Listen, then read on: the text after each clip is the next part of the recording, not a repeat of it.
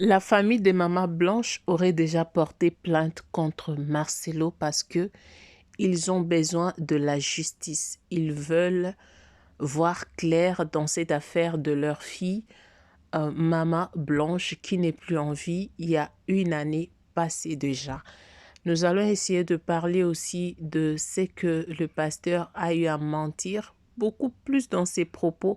Il a beaucoup menti que Esther n'a jamais été à Kinshasa.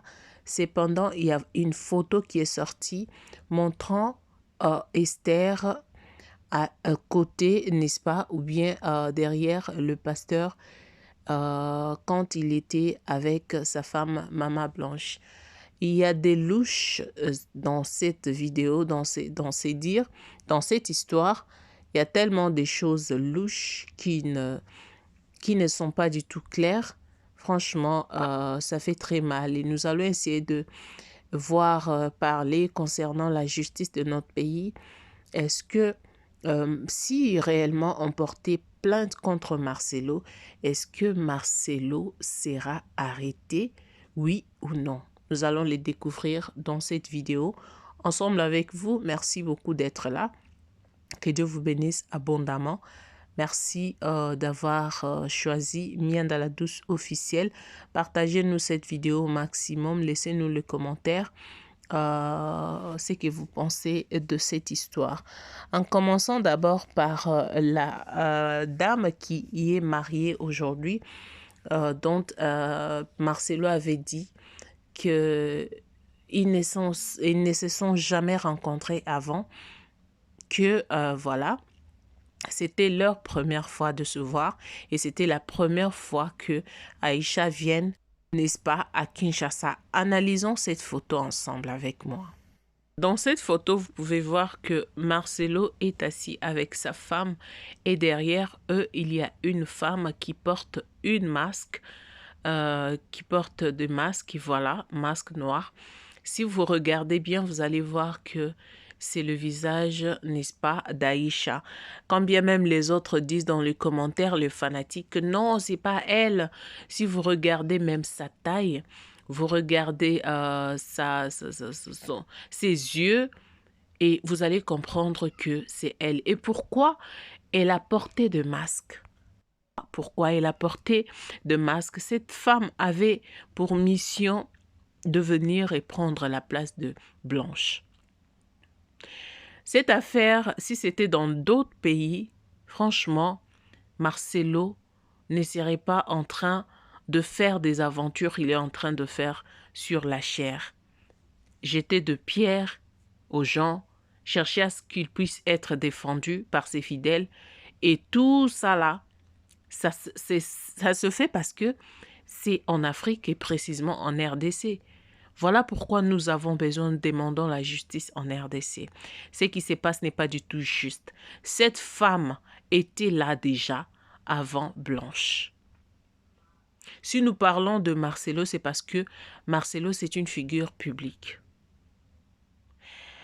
Marcelo, c'est quelqu'un qui aime trop des buzz, qui a toujours parlé des autres, qui a toujours prétendu être un bon, un meilleur, un sans péché. C'est lui. Voilà pourquoi nous parlons de lui. Cette femme était bel et bien là. Marcelo doit être interpellé. Parce que les dires de Marcelo, il n'a pas encore expliqué de quoi Blanche est morte. Alors, pour ça, la famille de Blanche, du côté de sa maman, ils se sont décidés de porter plainte contre Marcelo.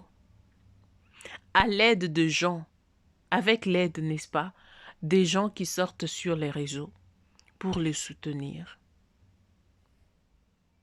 Et il y a encore une question qui se pose. Même si la plainte a été déposée, nous chercherons à savoir, est-ce que Marcelo sera arrêté à Kinshasa? Il y a même des gens qui proposent pour dire non, on peut porter plainte à l'étranger, peut-être, voilà. Et donc, ça peut aider, n'est-ce pas, que Marcelo puisse être arrêté à l'étranger parce qu'en RDC et tout, je me pose la question. Je me pose la question. Est-ce que c'est possible que quelqu'un qui n'est pas résident dans l'autre pays puisse être accusé ou la plainte puisse être déposée dans un autre pays pendant que la personne vit chez lui, dans son pays? Je ne sais pas. Je ne crois pas. Je ne sais pas non plus. Peut-être que je ne crois pas. Je commets l'erreur de ne pas croire. Peut-être que ça se fait. Mais moi, je pense que la meilleure des choses à faire, c'est de mettre toujours la pression à la justice congolaise de faire son travail. La crainte, c'est quoi? C'est que je crains, c'est que Marcelo est connu par ces gens-là. Preuve, nous avons vu les jours des obsèques de sa femme. Combien des hommes politiques étaient là? La majorité de politiciens étaient là. Ils sont venus lui rendre visite. Voilà pourquoi il s'en fout de gueule de gens. Voilà pourquoi il dit qu'il s'en fout. Parce que il sait qu'il est protégé. Il est protégé. Personne ne lui fera du mal. Il est protégé. Voilà pourquoi il se donne les culots de s'en foutre des gueules de gens. Parce que s'il avait au moins la considération de toute cette population qui s'est tenue, qui s'est levée pour connaître la vérité, il aurait dû faire cela depuis. Mais comme il n'y a pas la vérité, c'est clair que celui qui avait tué sa femme, alors il n'a rien à dire. Qu'attendez-vous, la justice congolaise? Qu'attendez-vous? Vous attendez quoi? Vous attendez quoi? Vous attendez que quelqu'un d'autre meure? Vous attendez quoi en fait? Je sais que même si on a accusé Marcelo, ça va être difficile. Ils vont peut-être faire de mascarade et tout là. Il sera libre et puis il sera bien traité. Je ne fais pas confiance à la justice congolaise. Je ne sais pas non plus s'il peut être arrêté ailleurs pendant qu'il est congolais et il a la nationalité congolaise. Sur ce, je vous laisse quelques interventions.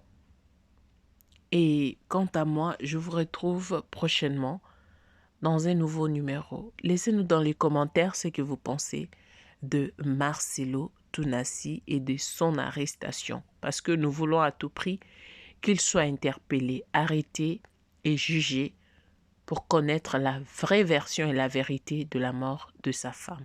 Suivez d'abord. Avec tout ce qu'il y a comme suspicion qu'il y aurait eu.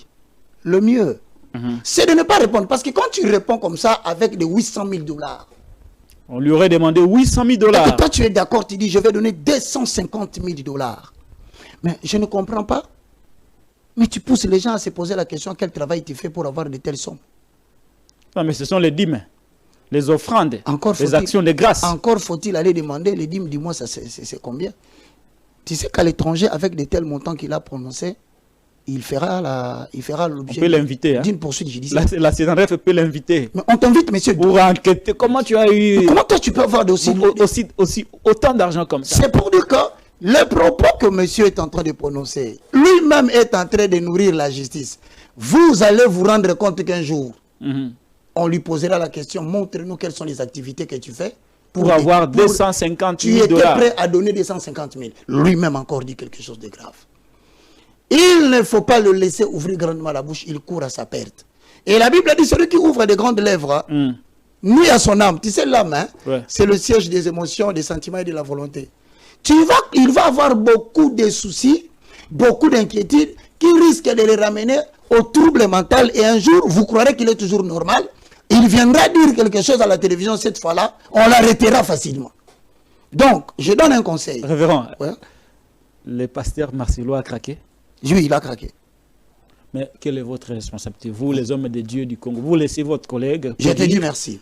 Que faites-vous pour calmer les jeux, les dangers de ne pas avoir les sauver? Parce qu'il en va aussi de l'image. Mais je te dis l'image même de l'église congolaise.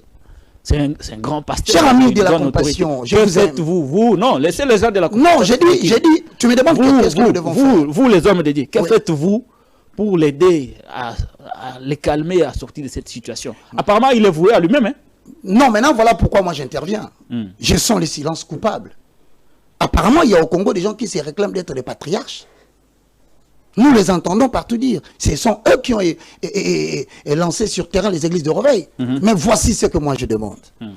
Je n'ai pas beaucoup de sagesse. Je n'ai pas trop d'intelligence. Mais Patrick Lukala, voilà ce que je dis. Je sens que petit à petit, apparemment, si on ne prête pas attention, la justice est en train de se rapprocher du pasteur. Et d'après la justice, je vois une prison.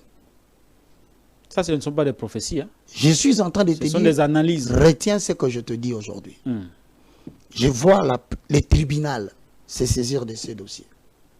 Ce que je crains, même les personnes qui soutiennent le pasteur, aussi haut placés qu'ils peuvent être dans ces pays, ils commencent à se sentir gênés de continuer à les protéger.